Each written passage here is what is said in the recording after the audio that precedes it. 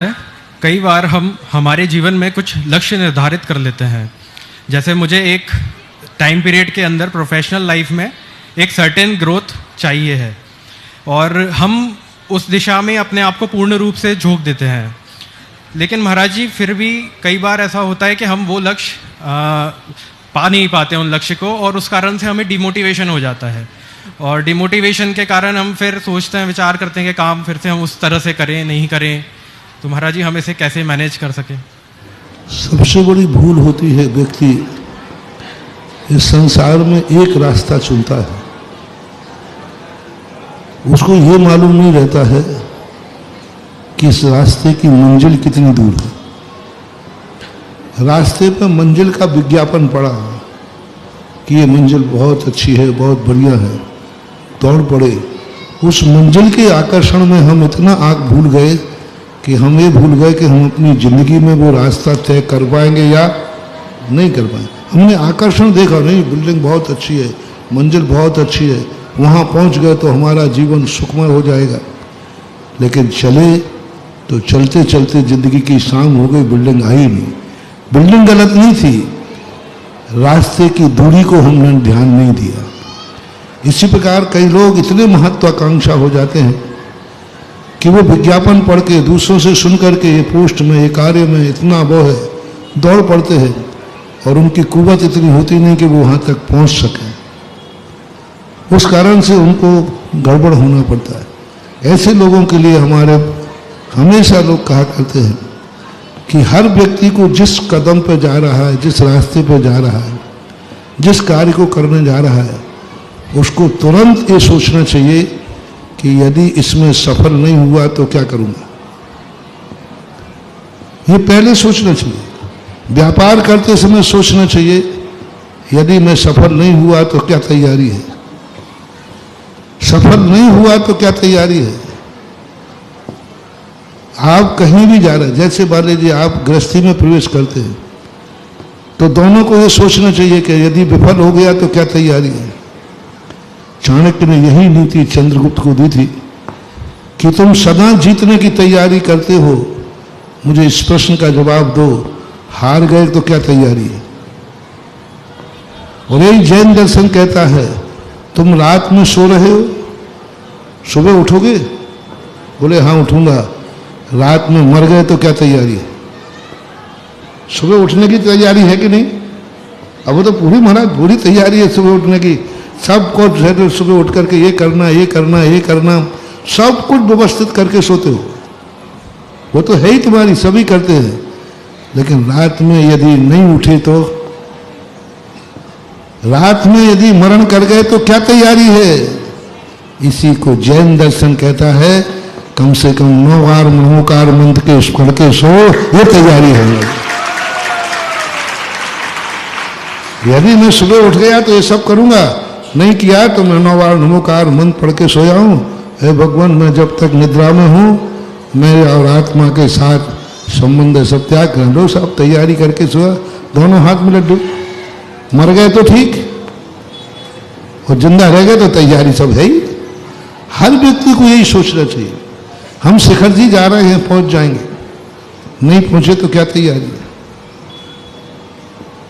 हर चीज में एक नेगेटिव पॉइंट, एक 1 पॉइंट इस संसार में हमेशा व्यक्ति को 1.1 एक नकारात्मक तैयारी रखना चाहिए। एक अमीर आदमी है, बहुत पैसा है, वसीयत से पैसा है, नहीं, उसको तैयारी रखना चाहिए, कल के दिन गरीबी आ गई तो। मैंने उदाहरण दिया था, रामचंद्र जी दशरथ पुत्र थे, राजकुमार थे कि नहीं, राजगद्दी पक्की थी कि नहीं। गुरु ने कहा वनवास हो गया तो क्या तैयारी। लक्ष्मण कहता है क्यों होगा, क्यों होगा, हम दशरथ के पुत्र हैं और आपको मालूम नहीं गुरुजी मेरे रघुवंश का राज्य कितना बड़ा है, मुझे किसकी हिम्मत है, और मेरा भैया तो वैसे ही महान अवतार रूप है, मैं वनवास क्यों जाऊंगा।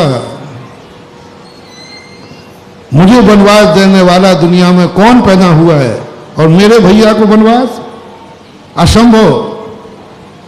गुरुजी कहते हैं लक्ष्मण, आपका सोच सही है, आप सही कर रहे हो, बस मुझे इस प्रश्न का जवाब दे दो, यदि वनवास हो गया तो क्या तैयारी? नहीं होगा पक्का है, हम भी जान रहे नहीं होना चाहिए, लेकिन हो गया तो क्या तैयारी है? बस 1.1 की जो संभावना है उसकी भी तैयारी करना चाहिए। यही गुरु का मुख्य उद्देश्य होता है। शिक्षक और गुरु में यही अंतर होता है। गुरु 99 पॉइंट पॉजिटिव तैयारी कराएगा, 1 पॉइंट में वो तैयारी कराएगा कि यदि ये सफल नहीं हुआ तो क्या है। इसलिए पहले लोग 72 कलाएं जानते थे। राजा व्यापार करना भी जानता था, यहां तक कि राजा भीख मांगना भी जानता था। कौन? राजा भीख मांगना भी जानता था, क्योंकि राजा की जिंदगी में कई बार ऐसे समय आते हैं कि उसे भीख मांग करके भी राज्य बचाना पड़ता है। एक बहुत बड़ा कमिश्नर था, आपके अभी बैठे ना कमिश्नर, तो एक बहुत बड़ा कमिश्नर, इनके जीवन में बहुत आते। एक कमिश्नर को कहीं बहुत बड़ा छापा लेना था, वो 6 महीने भिखारी बन के रहा। आपका डिपार्टमेंट सब करता है भिखारी बन के रहा, और पूरे मोहल्ले में भिखारी के रूप में जाकर के वो मांगता था, भीख खाता था, जो कटोरे मिल जाता था वो खाता था। ये बात अलग है कि रात में उसका टिफिन अलग से आता था, लेकिन दुनिया के सामने भीख मांगता था। अब बोलो, एक इतनी बड़ा ऑफिसर अपनी योजना में सफल में उसको भीख मांगना भी सिखाया गया। यदि उसको भिखारी बनना नहीं आता तो पकड़ा जाता। तो ये जीवन में होना चाहिए।